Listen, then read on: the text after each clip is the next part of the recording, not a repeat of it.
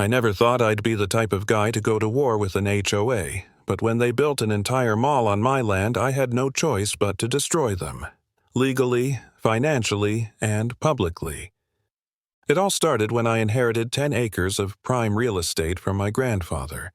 It was the last remaining undeveloped property in a booming city district, and I had big plans for it. I wasn't some naive first-time landowner. I had spent years working in real estate and development, learning the ins and outs of zoning laws, property rights, and, most importantly, how to fight back against corrupt HOAs. And yet, despite all my experience, I still wasn't prepared for what happened. When I finally went to visit my land, I froze in shock at what I saw. Instead of the open, untouched space my grandfather had left me, there was now a half-built shopping mall, steel frames rising high, concrete foundations in place, and construction crews busy at work. At first, I thought I had made a mistake. Maybe I was on the wrong property. But no, the coordinates matched. This was my land, and somehow someone had decided to build an entire commercial development on it without my permission. I felt my pulse pound in my ears. This wasn't some small mistake or zoning issue. This was an intentional land grab. That's when I saw the HOA sign. It was right at the entrance of the site, a huge banner displaying the logo of the local HOA, proudly stating, "Future site of Ridgewood Plaza, a community project by the Ridgewood HOA." I gritted my teeth. This wasn't just some random company or city development project. This was the doing of a homeowners association. I had heard of HOAs pulling some crazy stunts, but this was next-level corruption. I stormed into the construction site, demanding answers from the foreman. "Who authorized this?" I asked, trying to keep my temper in check. He barely looked up from his clipboard. "Ridgewood HOA. They secured the permits and started work a few months ago." My blood ran cold. A few months ago? I still owned the property. There was no way they had gotten the proper permits. I immediately drove to the Ridgewood HOA office, fuming. The head of the HOA, a smug, middle-aged man named Franklin Dane, greeted me with an insufferable smirk. "Ah, Mr. Mitchell, I was wondering when you'd show up," he said, leaning back in his expensive leather chair. "You mean when I'd show up to my land that you're illegally building on?" I shot back. His smirk didn't falter. "Now, let's not be dramatic. Ridgewood Plaza is a community project, a much-needed retail hub for the area. This is a public benefit situation." "A public benefit on my land?" I repeated, barely believing what I was hearing. "Did you really think I wouldn't notice?" Franklin sighed theatrically, as if I was a child throwing a tantrum. "Look, the land was vacant for years, and there were concerns about it being wasted potential. So we made the necessary adjustments and moved forward with the development." I clenched my fists. "You mean you stole my property and started building a mall without my consent?" He chuckled. "Not exactly. The HOA has been working closely with the city to rezone unused plots, and your land was classified as community development eligible. Under these new zoning laws, the HOA was given oversight, and we made an executive decision to repurpose the land. You should have responded to the rezoning notices." I narrowed my eyes. "What rezoning notices?" His smirk faltered just slightly. "Oh, well, I'm sure they were sent to the registered address on file." I folded my arms. "My grandfather's address? The one that no one has lived in for the past 2 years?" Franklin's face darkened for a split second before he recovered. "That's not our responsibility, Mr. Mitchell. If you had kept up with local governance, you would have known about the changes. But I'm willing to compensate you fairly." I nearly laughed. "Oh, really?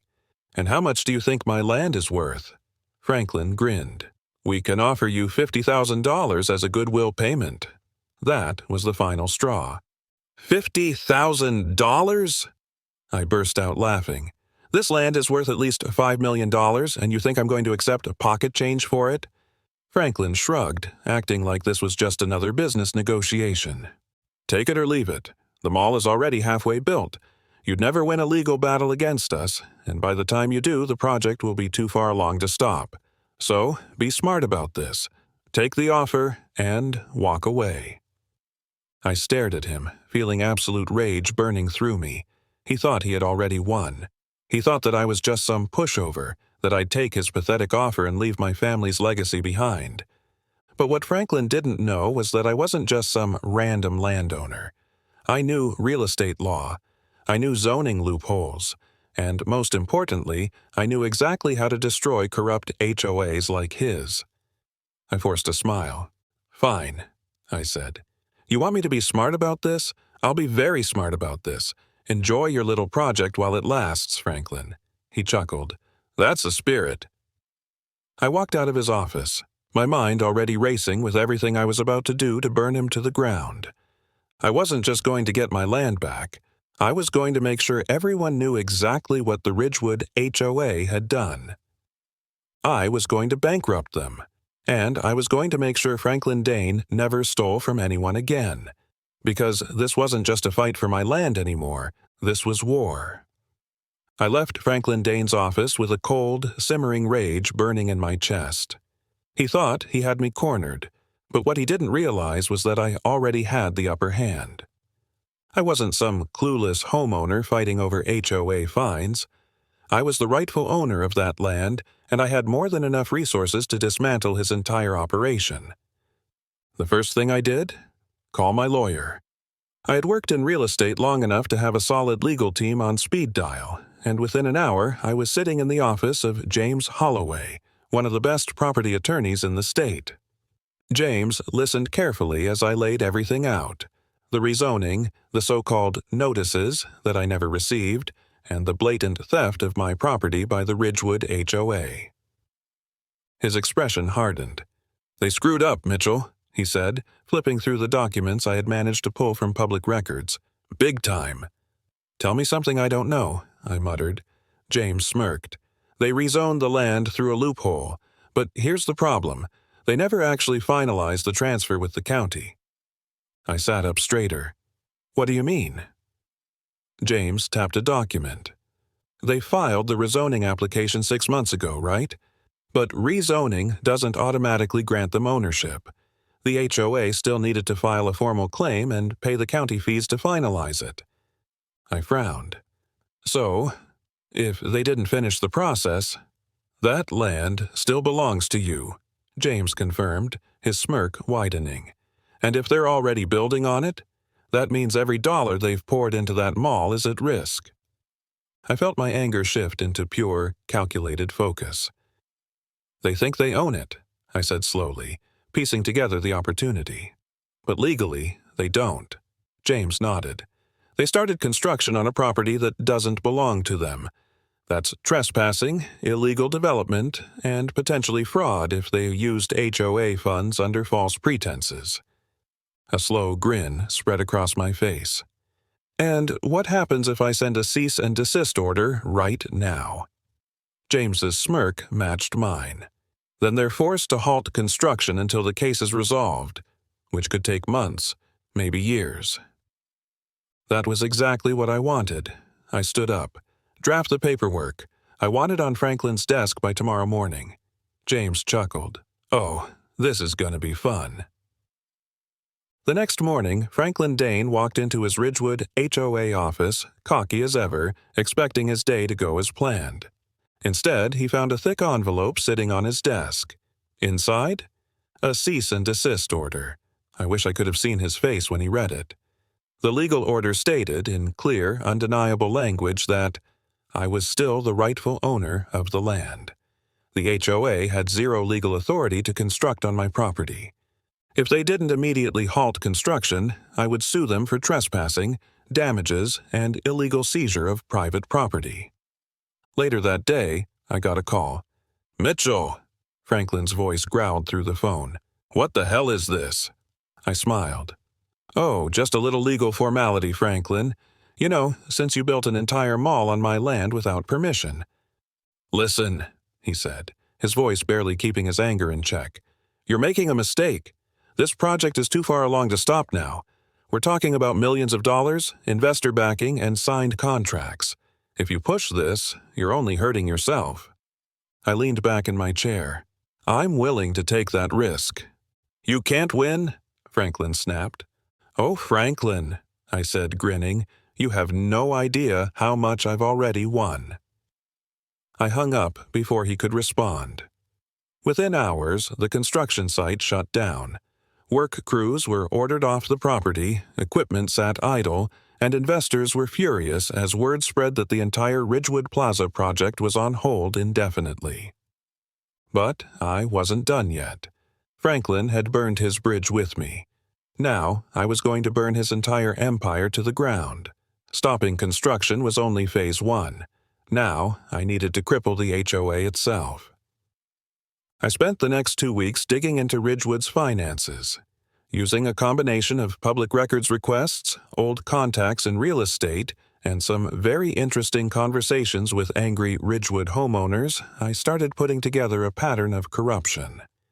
It turned out Franklin and his board members had illegally raised HOA fees to fund the shopping mall without homeowner approval, falsified financial records to make it look like the development had legal funding, used HOA money to pay themselves massive bonuses under the table.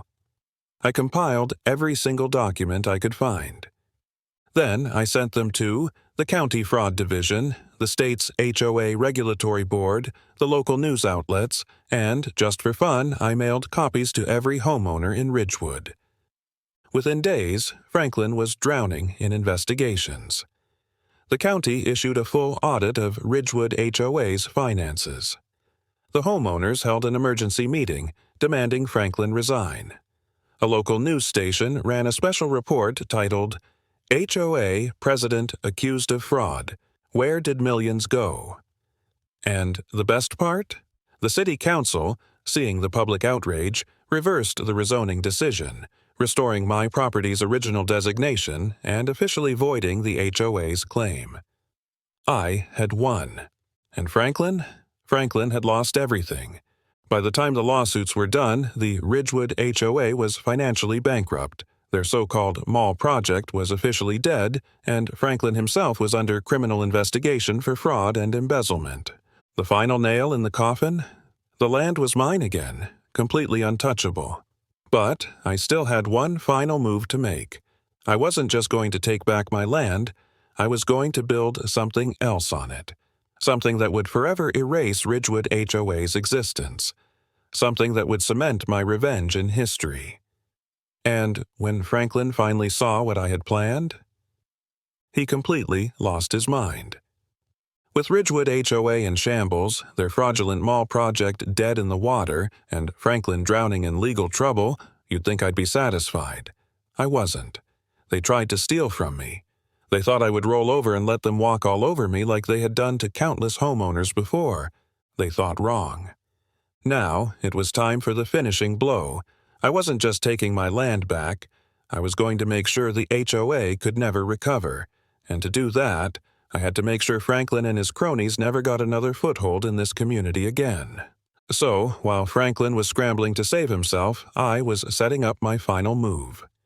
I knew Ridgewood HOA's biggest weakness now: money.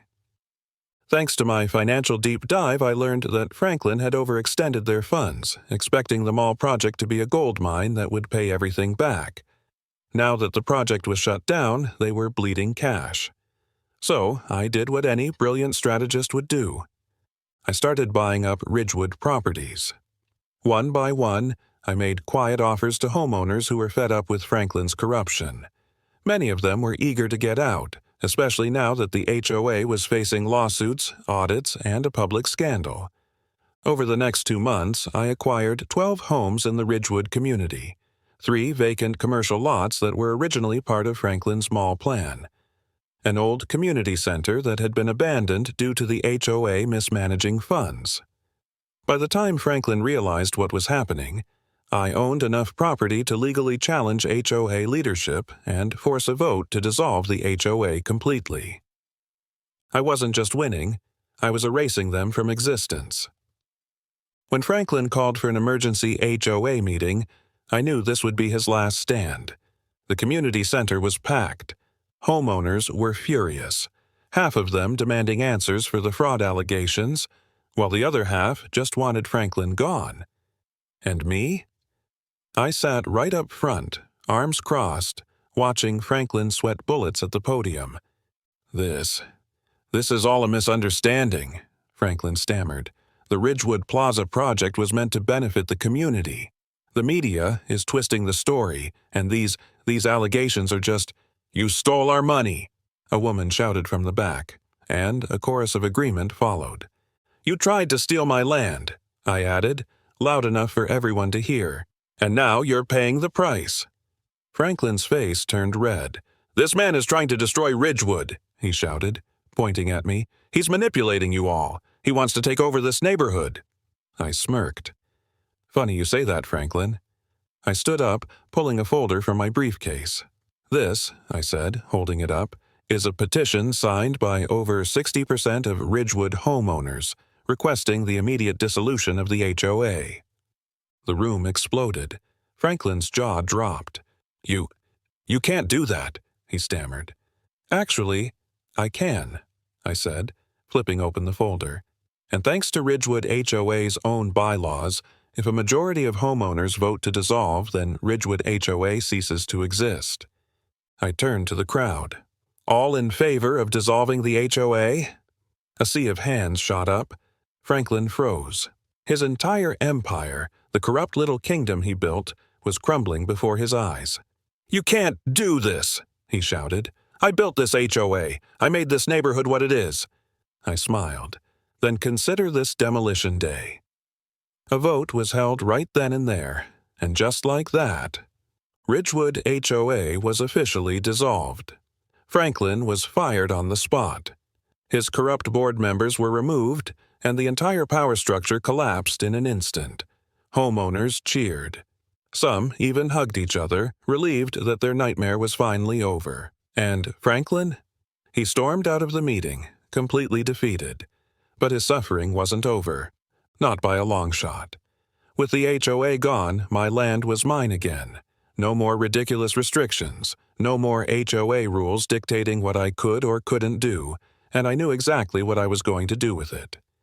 See, the mall construction was halfway done before I shut it down. The framework, the foundation, everything was still there, and that gave me an idea. If Franklin wanted to build something on my land, I was going to finish the job, but in a way that would humiliate him forever. 2 weeks after the HOA's collapse, I held a press conference. I stood in front of the half-built mall, cameras flashing, news crews broadcasting live. "After careful consideration," I said, "I have decided to move forward with construction on this property. However, instead of a mall, I am turning this site into something truly valuable for the community."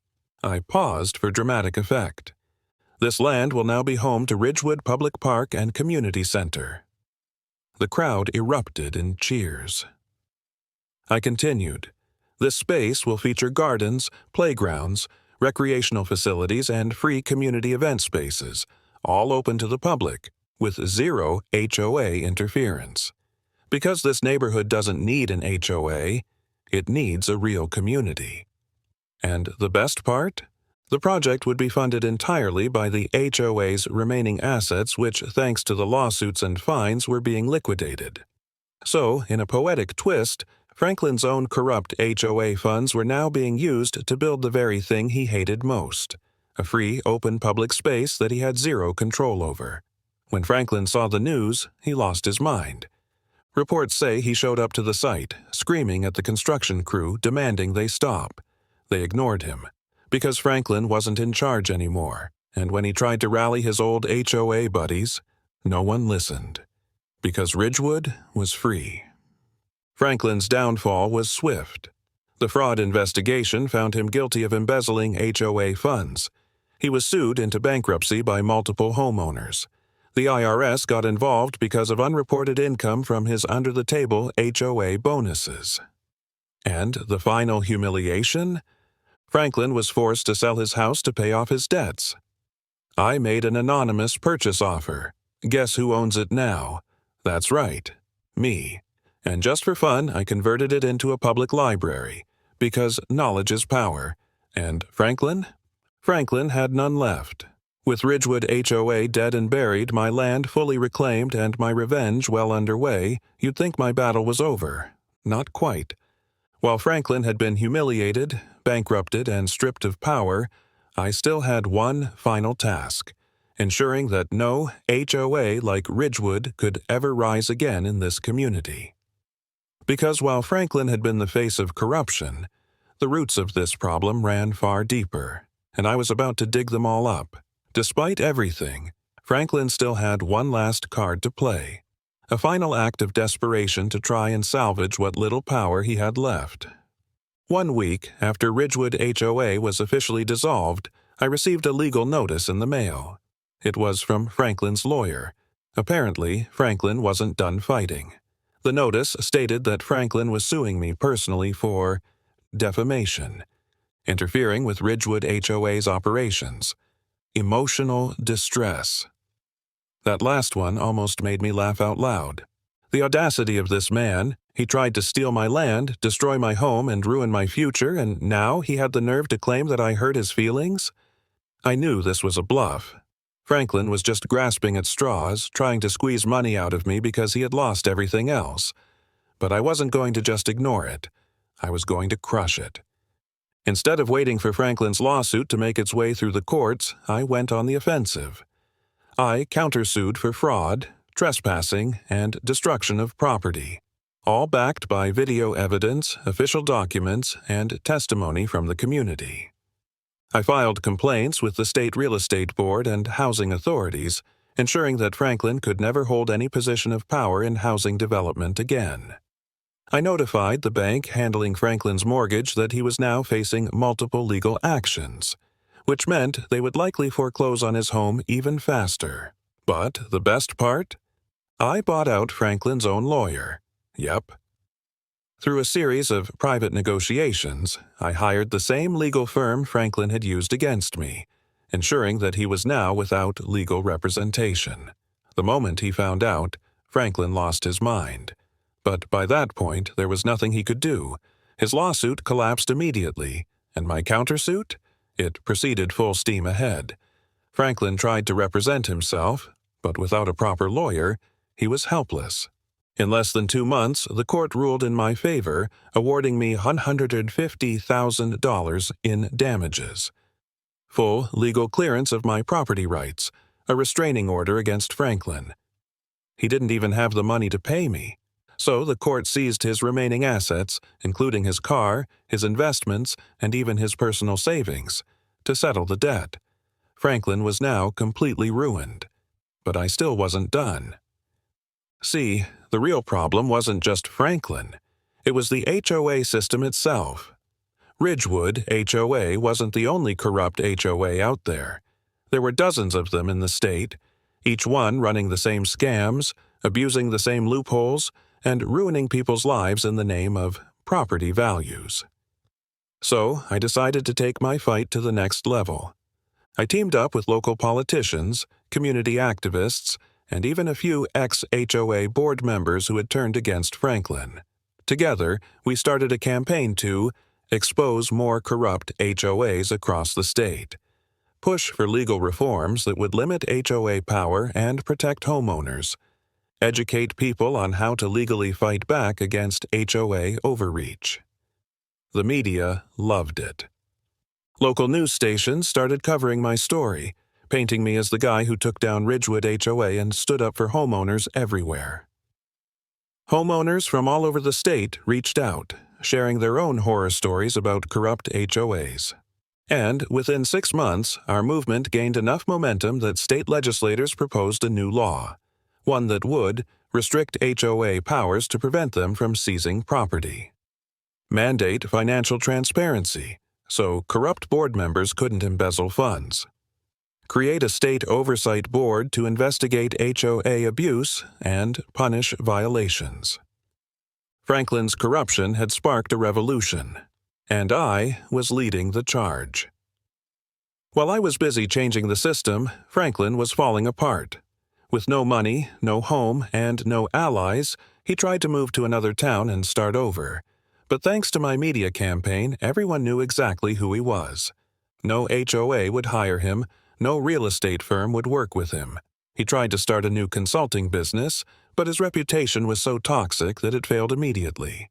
Last I heard, Franklin was renting a tiny apartment, working a minimum wage job, and barely getting by. From HOA president to broke and forgotten, justice was served.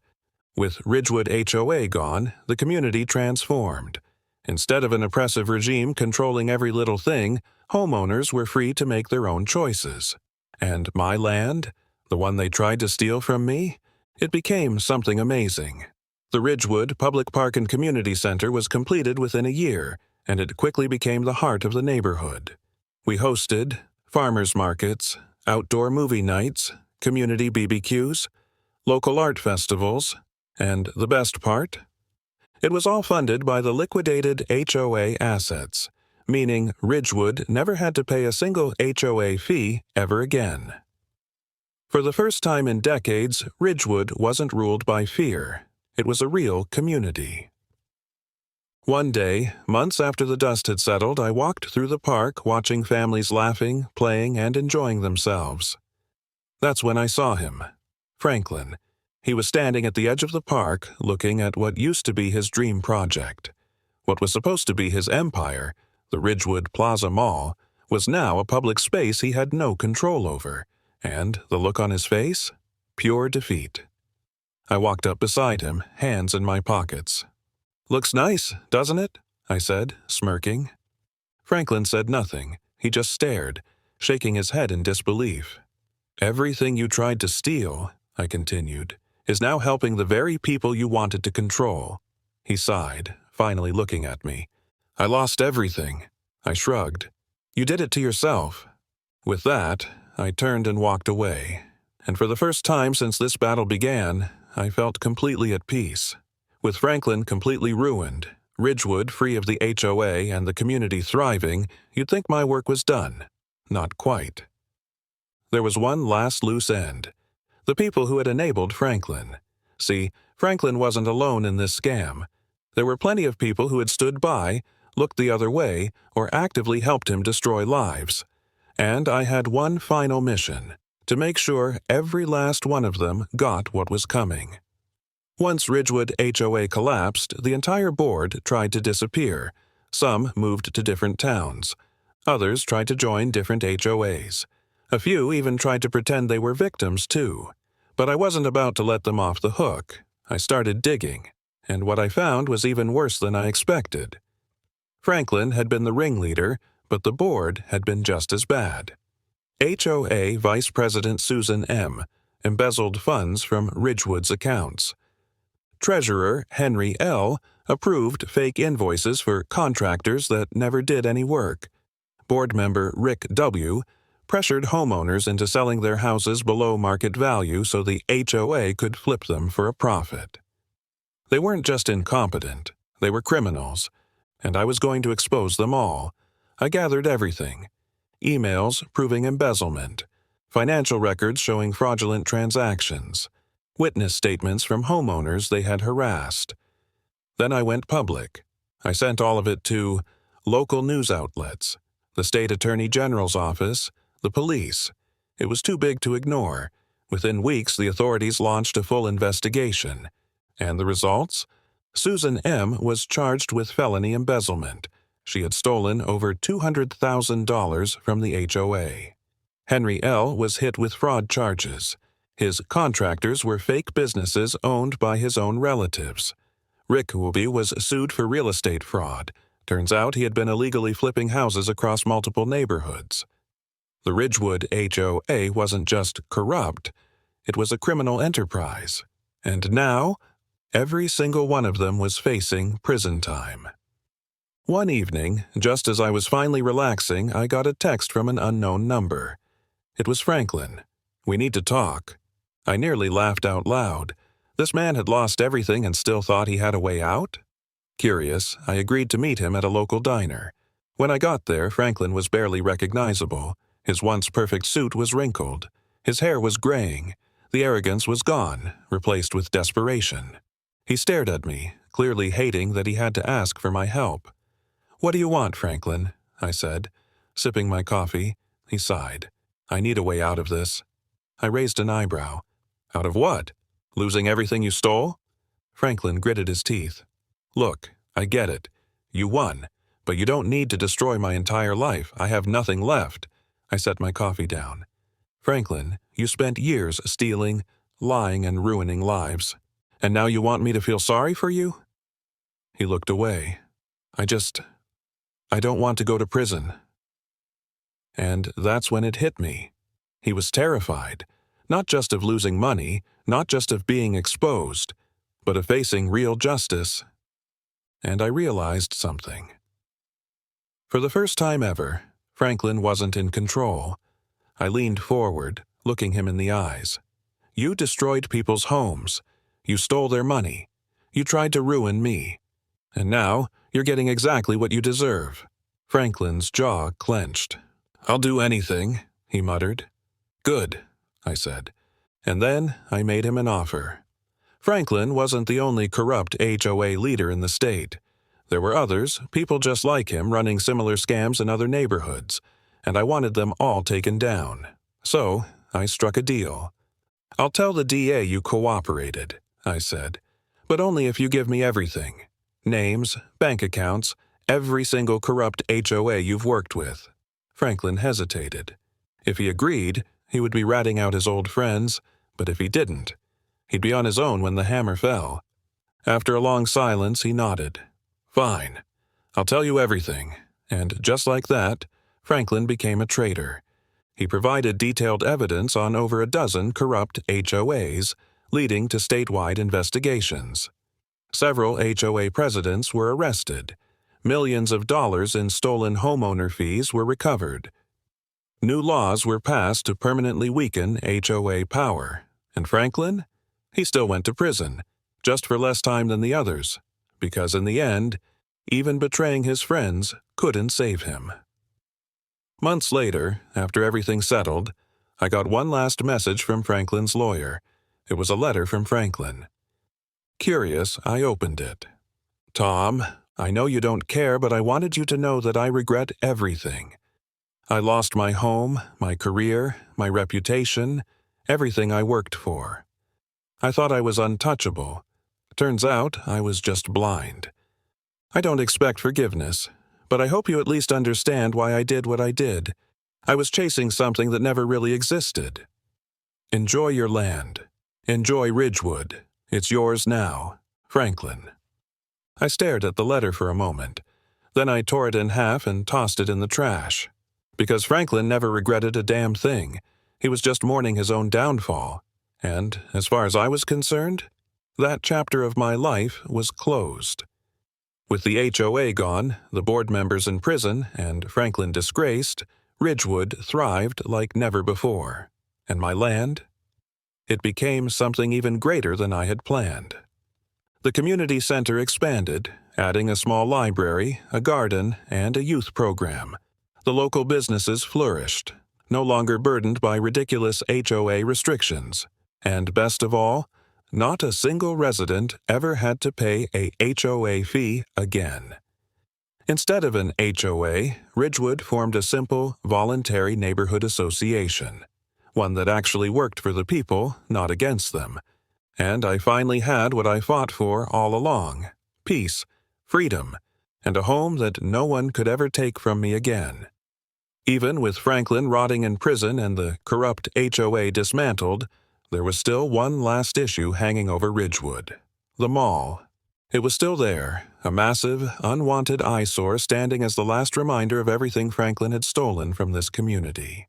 The small businesses hated it. It had driven away local customers. Residents resented it.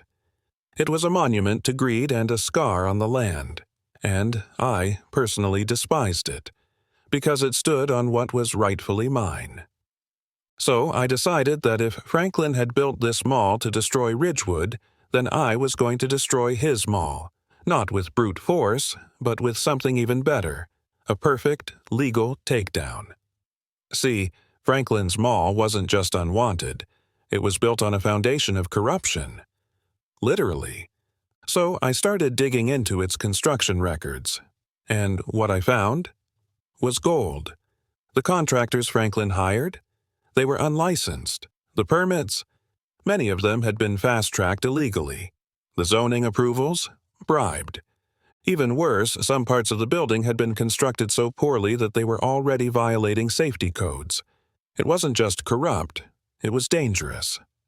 I took everything to the city council, and once they saw the mountain of evidence, they had no choice. They ordered a full safety inspection of the mall, and the results? A catastrophic failure. The foundation was unstable. The fire safety systems were faulty. The electrical wiring was a mess, a fire hazard waiting to happen. The city immediately shut the entire mall down. Every single store had to vacate. The building was deemed unsafe, and just like that, Franklin's precious mall was dead. With the mall shut down, I saw my opportunity. I contacted the city and made them an offer. I still owned the land underneath the mall. The mall was now condemned and a liability. The city didn't want to deal with the mess, so I struck a deal. If they allowed me to take full ownership of the structure, I'd pay for the demolition myself. The city agreed instantly, and that's how I, the guy who had once lost everything, became the official owner of Franklin's ruined mall, just long enough to tear it down brick by brick. The day the demolition began, the entire community gathered to watch.